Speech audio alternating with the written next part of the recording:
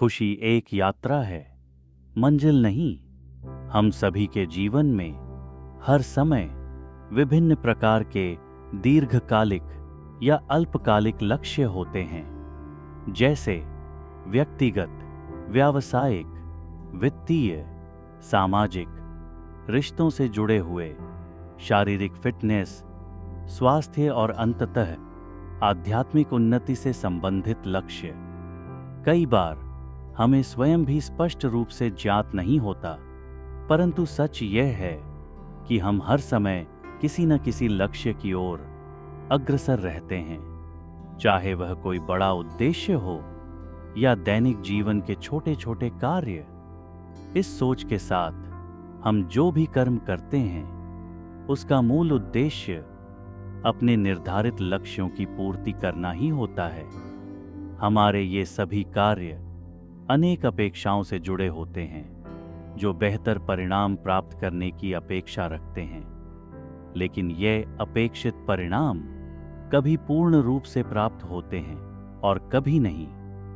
जब जीवन के लक्ष्यों में अपेक्षित परिणाम नहीं मिलते, तो हमारे भीतर चिंता, असंतोष और तनाव उत्पन्न होने लगता है। कई बार ऐसा भी होता है कि भले ही हम अपना लक्ष्य प्राप्त कर लेते हैं, लेकिन उसे प्राप्त करने की यात्रा अत्यधिक तनावपूर्ण और थकान भरी हो जाती है। इसके विपरीत वे लक्ष्य जिनमें अपेक्षाएं कम होती हैं या नहीं होती, उनकी यात्रा अपेक्षाकृत शांत और सुखद होती है।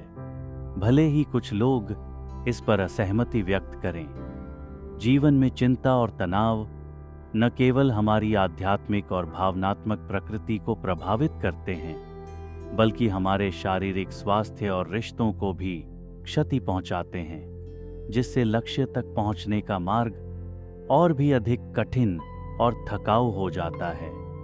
लक्ष्य प्रेरित होना और अपने सपनों की पूर्ति हेतु कर्मशील रहना गलत नहीं है, परंतु यह आवश्यक है कि हम डेडलाइन या अपेक्षित समय सीमा की चिंता किए बिना सहजता और संतुलन के साथ अपने कार्य करते रहें। यदि हम समय और परिणामों की अत्यधिक चेतना में फंस जाते हैं, तो हम न केवल आज का आनंद खो बैठते हैं, बल्कि जीवन की सहजता भी खोने लगते हैं।